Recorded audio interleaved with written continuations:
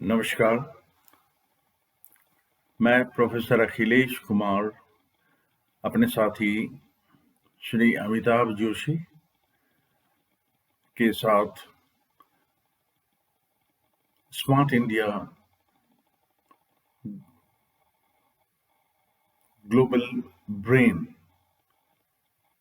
Smart India global brain एक platform है जो सोशल मीडिया के रूप में काम करता है। इस प्लेटफॉर्म से हम आपके समक्ष एक बहुत ही इम्पॉर्टेंट अहम इशू आपके समक्ष रखने जा रहे हैं, जो आज अभी के वर्तमान समय में इस कोरोना काल में ये कितना इम्पॉर्टेंट हो गया है हम सबों के लिए, खासकर गार्जियंस के लिए, स्टूडेंट्स के लिए। और ये है हमारी एजुकेशन, शिक्षा नीति, चाहे वो भारत सरकार की शिक्षा नीति हो या राज्य सरकारों की शिक्षा नीति हो। कहीं न कहीं हमने हर जगह उदासीनता दिखाई है अपने छात्र छात्राओं के प्रति। इस कोरोना काल में जो एक्चुअली हमारे छात्र छात्राओं को, ये लोग हमारे फ्यूचर सिटीजन्स हैं, फ्यूचरिस्टिक एसेट हैं। They are the leaders, technocrats, doctors, engineers, professors, accountants. ये लोग अगर आज अच्छा करेंगे तभी तो हमारी इकोनॉमी ऊपर आएगी। लेकिन इस इकोनॉमी में वैल्यू ऐड करने के लिए पहले हमें एक वैल्यू चेन क्रिएट करना पड़ेगा। इस क्राइसिस पीरियड में भी जो एक मिसिंग लिंक है, अभी पिछले 1 साल से हम लोग देख रहे हैं कि स्कूल्स बंद हो रहे हैं, कॉलेजेस बंद हैं। हर दृष्टिकोण से शिक्षा के ऊपर एक हथौड़ा सा चलाया जा रहा है, चाहे वो भारत सरकार की बात हो या राज्य सरकारों की बात हो। और इसका सीधे सीधे प्रभाव हमारे स्टूडेंट्स के ऊपर पड़ रहा है, जो कभी कभी विचलित होकर सोचते हैं। बहुत सारे स्टूडेंट्स तो अपना पढ़ाई लिखाई भी बंद कर दी है, जिनकी इकोनॉमिक स्थिति बहुत अच्छी नहीं है। किसी कारण से वो घर लौट गए, दोबारा उनके पास उतना सपोर्टिंग फाइनेंस नहीं है कि वो शहर में आके किसी और टीचर से कुछ और पढ़ लें, या ऑनलाइन क्लासेस जो भारत सरकार या राज्य सरकार छोटे बच्चों से लेके हायर एजुकेशन तक दे रही है, उसका कितना इफेक्टिवनेस है, कितना प्रभाव है, ये बिल्कुल this is big question mark. इस पर थोड़ा सा हम चर्चा करेंगे, और हो सकता है हम अपने तरफ से, अपने अनुभव की तरफ से कुछ इसमें वैल्यू ऐड करने की कोशिश करूंगा। और मुझे उम्मीद है कि सरकार के लोग, चाहे वो भारत सरकार हो, केंद्र सरकार हो, या उनके और भी जो इंस्टीट्यूशंस हैं, एपेक्स बॉडीज हैं, वो इस पर ध्यान देंगे, ताकि इस देश के भविष्य को बनाने के लिए इन छात्र छात्राओं को हम इस काल में भी, पैंडेमिक पीरियड में भी, कैसे हम ऑनलाइन बेस्ट एजुकेशन दे सके। सवाल ये उठता है यहाँ कि इस पैंडेमिक पीरियड में हमने सिस्टम को बहुत ही फ्लेक्सिबल बना दिया। In the sense, flexibility is not bad, लेकिन सिस्टम को इतना फ्लेक्सिबल बना दिया कि उसमें क्वालिटी पैरामीटर्स जो हैं, चाहे हम अपने देश के बड़े बड़े संस्थानों को ले लें, चाहे वो IIM, IITs, और भी जो सेंट्रल यूनिवर्सिटीज हैं, बहुत सारे प्राइवेट यूनिवर्सिटीज हैं, स्टेट गवर्नमेंट की यूनिवर्सिटीज हैं, कॉलेजेस हैं, फिर आपके सीबीएसई के बहुत सारे स्कूल्स हैं। इन सारों को होलिस्टिकली अगर आप देखें तो फ्लेक्सिबिलिटी मोड जो पॉलिसी गवर्नमेंट ने बनाई, उसका कहीं ना कहीं बहुत ये एक बहुत ही शॉर्ट साइटेड पॉलिसी फ्रेमवर्क हुआ, जो बहुत इफेक्टिवली काम नहीं कर रहा है जहां तक मेरा रिसर्च जा रहा है। भारतवर्ष जैसे देश में, जहां हर लोग चाहते हैं कि हम पढ़ें लिखें अच्छा करें, बहुत के पास पैसे हैं तो विदेश भी चले जाते हैं, लेकिन हमें उन लोग बच्चों छात्र छात्राओं के बारे में सोचना है जो गांवों में रहते हैं, रूरल एरिया में रहते हैं। उनको कैसे आप ऑनलाइन शिक्षा प्रदान करेंगे? तो इसके लिए हम कहेंगे कि हम इस फ्लेक्सिबिलिटी मोड का जो पॉलिसी फ्रेमवर्क है गवर्नमेंट का, जो शिक्षा के ऊपर, it leads to bad quality, और इससे नॉलेज स्किल्स डेवलपमेंट बहुत अच्छा नहीं हो पाता है, और इसका सीधे सीधे प्रभाव होता है कि हमारे बच्चे बहुत अच्छा नहीं कर पाते हैं, और जब बच्चों का परफॉर्मेंस बहुत अच्छा नहीं होता है, तो मैं ये कह रहा था कि अगर क्वालिटी पैरामीटर्स इंपॉर्टेंट है एजुकेशन में, चाहे वो ऑनलाइन सिस्टम हो, ऑफलाइन सिस्टम हो। आपसे मैं एक बात बताना चाहता हूँ कि चूंकि मैं जब Massachusetts institute of technology Boston में प्रोफेसर था, तो वहाँ से बहुत सारे एजुकेशनल प्रोजेक्ट पर मैंने काम किया, पर्टिकुलरली हाई स्कूल के बच्चों के लिए in number of states in America. तो वहाँ हम देखते थे कि ऑनलाइन एजुकेशन कोई आज से नहीं, बहुत साल पहले से वहाँ पर चल रहा है, और इसको इतना इफेक्टिवली एक मोडस ऑपरेंडी, एक फर्म प्लानिंग के अंदर, और उनका प्लानिंग क्या था कि जो भी हम टेक्नोलॉजी इसमें यूज करेंगे वो बिल्कुल ट्रांसफॉर्मेटिव होना चाहिए, और ट्रांसफॉर्मेटिव का मतलब है इसमें क्वालिटी हो, बच्चों में एक नॉलेज क्रिएशन हो, बच्चों में स्किल्स डेवलप हो, ताकि जब वो कॉलेज में आए तो वो समझ सके कि ये पर्टिकुलर फील्ड मेरे लिए ज़्यादा सुटेबल है, because I am better equipped about this knowledge, I have better skills for this particular area. और फिर जब वो कॉलेज से वहाँ से जब ग्रेजुएशन करते हैं तो उनके लिए द वर्ल्ड बिकम्स ओपन। हम चाहते हैं कि भारतवर्ष में कुछ ऐसा ही यहाँ की सरकारें काम करें, यहाँ के पॉलिसी मेकर्स हैं या और लोग हैं, इस बात को समझे कि सिर्फ कोरोना आ गया तो हम डर गए, तो हम स्कूल बंद कर दिए, कॉलेजेस यूनिवर्सिटीज बंद कर दिए, ऑनलाइन एजुकेशन ब्लाइंडली चालू कर दीजिए, जिसका हार्डली 10 से 15% स्टूडेंट्स जो अच्छे हैं वो थोड़ा सा पिकअप कर लेते हैं, बाकी more than 80% of the students they are deprived of the quality, और ये एक बहुत गलत संदेश जा रहा है, खासकर चाहे शहरों की बात हो या जो बच्चे हमारे गांवों में रहते हैं, रूरल एरियाज में रहते हैं, they are completely in dark situations, what to do what not to do.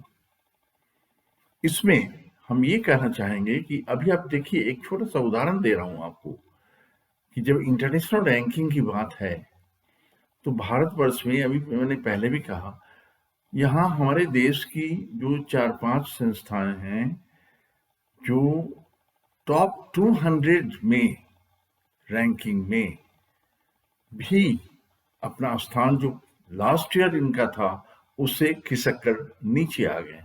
क्यों? वाई? ये सवाल उठता है कि वाई? क्या गवर्नमेंट इस बात को नहीं जान रही है? क्या इनके पॉलिसी मेकर्स या इनके इर्द गिर्द बैठे ये बहुत सारे हमारे एजुकेशनल माफियाज, मैं तो कहूँगा एजुकेशनल माफियाज, क्या उनको अपडेट नहीं करते हैं कि इस तरह का बुरा प्रभाव पड़ रहा है हमारे विद्यार्थियों के ऊपर, हमारे फैकल्टी के ऊपर, हमारे टीचर्स के ऊपर, हमारे टोटल सोसाइटी के ऊपर। तो इस पर ध्यान देना बहुत ज्यादा जरूरी है गवर्नमेंट को। और सिर्फ भारतवर्ष में हम कहें कि for example Indian institute of science Bangalore number 1 में है, नो डाउट, लेकिन इनका भी पोजीशन हमको लगता है कि 6-7 पोजीशन अब लूज कर गए हैं इंटरनेशनल रैंकिंग में। ये बहुत दुखद बात है। अब बहुत सारे आईआईटीज का तो कहीं कोई नामो निशान ही नहीं है। कुछ आईआईटीज हैं पाइपलाइन में, they are trying to equip, but again question is they are not able to compete on the quality parameters during this pandemic period. Friends, online courses हो चाहे ऑनलाइन एग्जामिनेशंस हो, ये एक्चुअली कभी भी application oriented values provide नहीं करती हैं students को। ये बहुत बड़ा लॉस है हमारे स्टूडेंट्स के लिए, हमारे देश के लिए, बल्कि हमारी इकोनॉमी के लिए, हमारे इस कंट्री के फ्यूचर के लिए। और ये हमें यूनिक स्किल्स तो देती है। आप बहुत अच्छी अच्छी बातें बच्चों से ऑनलाइन एजुकेशन में शेयर करते हैं, लेकिन इफेक्टिवली बच्चे उसको एक्वायर नहीं कर पाते हैं। वो हार्डली 10 से 15% बच्चे हैं जो उसको एक्वायर करते हैं।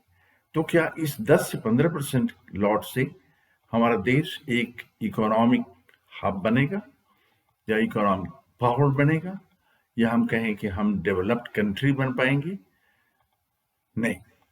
इसके लिए हमें बहुत सारे नए चेंजेस और इनोवेशन करने पड़ेंगे for such circumstances like pandemic period. अभी कोरोना है, तो इसमें हम एजुकेशन में कैसे ऑनलाइन एग्जामिनेशन या ऑनलाइन क्लासेस को बच्चों को इफेक्टिवली प्रोवाइड कर सकें। अब देखिए, जब तक हम एंड रिजल्ट के बारे में नहीं सोचेंगे, यानी सस्टेनेबिलिटी, है ना, ये तो गवर्नमेंट का काम है ना, because we people, we are public, we are member of the public. We can only advise the government that you should do something like that, or we can send some alarming signal that we should do something like that. But where is the government sitting? Government is sitting quiet, telling always that pandemic is there. हमारे बच्चे इसमें कैसे आएंगे school, कैसे आएंगे college, कैसे वो पढ़ेंगे। हाँ, ये बात बिल्कुल सही है, उनका हेल्थ सबसे इम्पोर्टेंट है, प्रायोरिटी सेक्टर है, लेकिन क्या उसके लिए एक मॉडस ऑपरेंडी आपने बनाया? जैसे बहुत सारे एप्लीकेशन ओरिएंटेड क्लासेस हैं, लैब क्लासेस हैं, जहां पर अगर एक क्लास में 60 बच्चे हैं तो उन 60 बच्चों को एक बार न बुलाकर आप 10 बच्चों को तो एक बार कम से कम बुला सकते हैं विथ सोशल डिस्टेंसिंग, और उनको एक्चुअली अपने लैब में बिठाकर ये बता सकते हैं कि आपको ऐसे करना है, क्या डिजाइन करना है, क्या समझना है। बच्चे जब ऑन हैंड्स प्रैक्टिसेस करेंगे तो उसका एक अलग प्रोडक्टिविटी होता है। और एजुकेशन में जब तक प्रोडक्टिविटी नहीं आए तो समझिए कि it is completely a failure. It's the national failure, apart from the social failure, economic failure. और यही कारण है कि हम लोग अभी भी इसमें बहुत पीछे हैं, और इस मॉडल को अपनाएं कि हम 10-10 करके, ठीक है टाइम लगेगा, no problem, it will have new timeline management system. तो टाइमलाइन हम अलग फिक्स करेंगे अलग अलग सब्जेक्ट्स के लिए, कि हम उनको कैसे सेमिनार या वर्कशॉप या लेबोरेटरीज या कुछ प्रोजेक्ट पर काम करने के लिए बुलाकर इंस्टीट्यूशन में, है ना, छोटे छोटे 5 से 10 के ग्रुप में बिठाकर उनको हम ये बताएं। तो इसका इस मोडस ऑपरेंडी को क्यों सरकार ने अलाउ नहीं की? करना चाहिए था। अमेरिका में ऐसा होता है और यही कारण है कि वहाँ की हाई स्कूल्स जो एजुकेशनल सिस्टम है वो काफ़ी स्ट्रॉन्ग है, ऑनलाइन पद्धति में भी काफ़ी स्ट्रॉन्ग है। वो यूनिक स्किल्स डेवलप कर देते हैं। फ्रेंड्स, अब हम इससे कुछ वैल्यू चेन की बात करेंगे, है ना। वैल्यू चेन कैसे बनाएंगे ताकि हमें एक रियल वैल्यू मिले? तो वैल्यू चेन एनालिसिस अगर हम आपसे डिस्कशन करें तो इसमें नॉर्मली होता क्या है, value chain analysis normally government कुछ पॉलिसी बना देती है, कर देती है। अब फॉर एग्जाम्पल मैं बताता हूँ, यूनिवर्सिटी ग्रांट्स कमीशन है, ये क्या करती है? बड़े बड़े लोग वहां कुर्सी पर बैठे हुए हैं और जो मिनिस्ट्री कहती है या ये लोग जो गवर्नमेंट को सजेस्ट करते हैं वो एक पॉलिसी फ्रेमवर्क बन जाता है और सारे देश में लागू हो जाता है, जबकि उसमें 80% नॉन प्रोडक्टिव पॉलिसी फ्रेमवर्क होते हैं। ये कब तक चलेगा? Why we do not put innovative people on such chair? This is a big question mark for India. If India has to sustain, and we are talking about, few $1 trillion economy, then we have to keep very innovative people as chairman of University Grants Commission or All India Council of Technical Education or Higher Education Council or maybe the Central Universities VCs, right? For IIT directors, IIM directors, and even in the private, universities and colleges, innovative people, and people from the private sector also should be invited to participate in such discussion before something is really, finalized as the proper framework. What will be the best?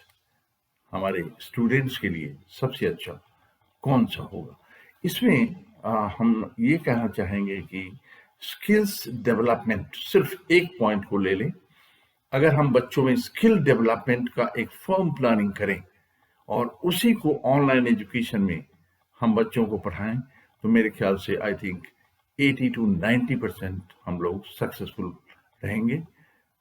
और ये बच्चे जब बाहर निकलेंगे तो इनको corporate world भी ले जाएगी और इनको अच्छे तनख्वाह पर ले जाएगी। ये एक ग्लोबल प्रोफेशनल बन सकते हैं। लेकिन सिर्फ इनको डिग्रियां दे देने से नहीं, ऐसा नहीं, संभव नहीं है। ये तो फिर भारत को हम और पीछे धकेल रहे हैं। तो ये रोल राज्य सरकार, केंद्र सरकार और इसमें बैठे अलग अलग चेयरपर्सन जो एपेक्स बॉडी में हैं, जो सरकार को गाइड करते हैं कि इस तरह का पॉलिसी फ्रेमवर्क होना चाहिए, इन सबको ये समझना पड़ेगा। फ्रेंड्स, इन सबको समझने के बाद जो एक फाइनली हम कंक्लूजन निकालते हैं कि स्कूल और कॉलेज बंद करना या एग्जामिनेशन ना लेना। अब एग्जामिनेशन हम क्यों नहीं लें? सवाल ये उठता है, एग्जामिनेशन क्यों नहीं ले? फॉर एग्जाम्पल, एक सॉल्यूशन और भी मैं दे रहा हूं कि एक सब्जेक्ट में का अगर कहीं पर सेंटर है और मान लीजिए वहां 500 स्टूडेंट्स हैं, तो एक दिन में हम सिर्फ 100 स्टूडेंट्स का एग्जाम लें और सोशल डिस्टेंसिंग के साथ बिठाकर और 5 डेज तक उनका एग्जाम उस पर्टिकुलर सब्जेक्ट को ले और उसके लिए 5 different types of question paper set करें, क्वेश्चन बैंक तैयार करें और फिर उस बेसिस पर आप एग्जामिनेशन लें। जो अच्छे बच्चे हैं मेरिट वाले, उनको इससे अच्छा रहेगा, फायदा मिलेगा, ताकि कोई ये न कल पॉइंट रेज करे कि आपने एक कमेटी बना दी और कमेटी फैसला करेगी कि किसको कितना मार्क्स मिलेगा on the basis of number of other parameters. ये बहुत दुखद बात है। आप कहीं न कहीं जस्टिस तो दीजिए स्टूडेंट्स को, बहुत मेहनत कर रहे हैं। ये बहुत अभी हमारे बच्चे डरे भी हैं और ये हम लोगों का काम है, सरकारों का काम है कि उनको इस मामले में हम सपोर्ट करें। फ्रेंड्स, इसके लिए एक इंफ्रास्ट्रक्चर, जैसे गाँवों में जो लोग हैं, ये सवाल उठता है कि जो लोग गाँव में हैं उनका एग्जामिनेशन कैसे लेंगे या उनको ऑनलाइन हम कैसे पढ़ाएंगे। तो जो गांव में रहते हैं उनके लिए आप इंफ्रास्ट्रक्चर तो पहले तैयार कीजिए, एक टेली कम्युनिकेशन इंफ्रास्ट्रक्चर। अभी गांव में जो लोग रहते हैं, हमने देखा है बहुत लोग कहते हैं कि पढ़ाते समय इंटरनेट चला गया, तो वो तो लूज कर गए, एग्जाम दे रहे हैं, इंटरनेट खत्म हो गया थोड़ी देर किसी कारण से। तो ये हमारे जो भी इंटरनेट प्रोवाइडर्स हैं, ऑपरेटर्स हैं, इनके द्वारा हम अपने रूरल मासेस में भी पूरी तरह इसका नेटवर्क और एक effective and efficient network system तैयार करें। और गवर्नमेंट चाहती तो इसको अभी तक हो गया होता, लेकिन इस तरह का इनोवेटिव थॉट प्रोसेस कहीं भी हम देखते नहीं है, चाहे रोल ऑफ यूजीसी हो या यूनिवर्सिटीज का हो, गवर्नमेंट यूनिवर्सिटीज का हो, है ना, या स्टेट यूनिवर्सिटीज का हो, कोई इस पर ध्यान नहीं दे रहा है। प्लीज हम रिक्वेस्ट करेंगे कि गवर्नमेंट इसको अटेंटिवली ले। ऐसा सिचुएशन फिर कभी बाद में भी आ सकता है जब यही नेटवर्क सिस्टम जो गांव में बैठे लोग हैं, स्टूडेंट्स हैं, उनको फायदा मिलेगा और वो वहीं से एफिशिएंटली आपका क्लास अटेंड करेंगे, ठीक है ना, और आपको ऑनलाइन आप उनको मॉनिटर भी कर पाएंगे।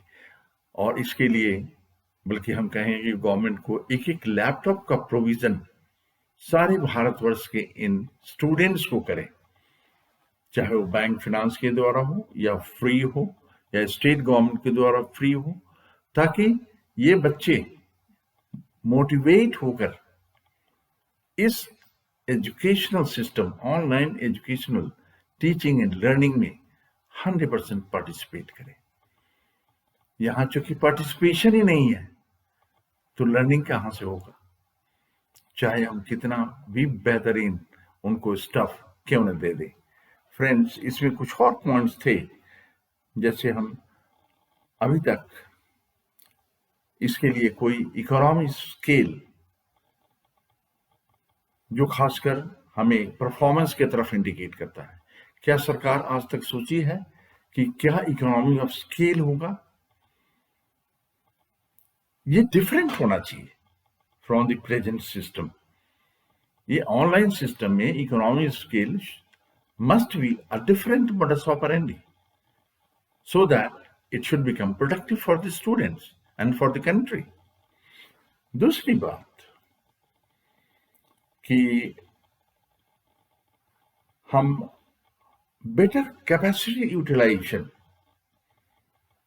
तभी कर पाएंगे जब हम टेक्नोलॉजिकल सपोर्ट, चाहे वो आईसीटी हो, इंफॉर्मेशन एंड कम्युनिकेशन टेक्नोलॉजी हो, and other telecommunication network infrastructure support गांव तक अवेलेबल है, जहां पर लोगों को ये कहने का मौका नहीं मिले कि एग्जाम तो चल रहा था लेकिन नेटवर्क कट गया।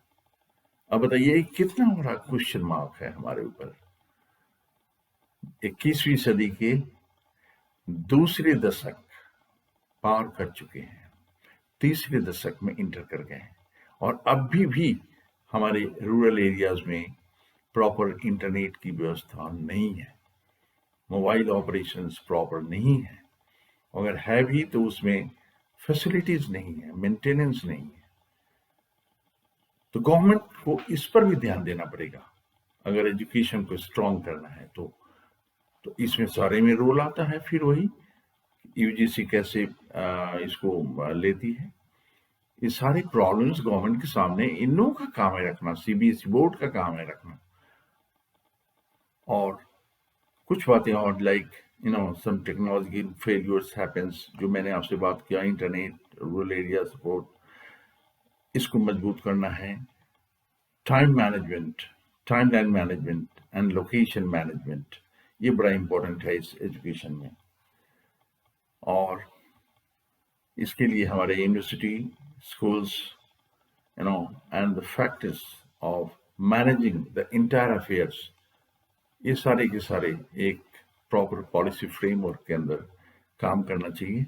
और अगर इतना होता है तो इसमें अभी गवर्नमेंट्स को, चाहे वो भारत सरकार की बात हो या राज्य सरकार की बात हो, अगर आप सचमुच इस पैंडेमिक पीरियड में एजुकेशन को अच्छा बनाना चाहते हैं तो आप कृपया मेरा सुझाव मान लें।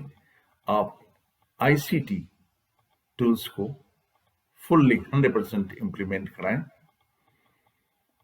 एक एक लैपटॉप का प्रोविजन अपने स्टूडेंट्स के लिए करें या करवाएं, और एक टेक्नोलॉजिकल इंफ्रास्ट्रक्चर फॉर टेलीकम्युनिकेशन, इसको आप क्रिएट करवाएं या करें। और अगर आप इतना करते हैं तो एक सक्सेसफुल ट्रांसफॉर्मेशन होगा टेक्नोलॉजी का, और हम फ्यूचरिस्टिक इंटीग्रेशन मोड में आगे बढ़ते जाएंगे। और फिर आप देखेंगे कि ये सिस्टम जहाँ पर हम सक्सेसफुल,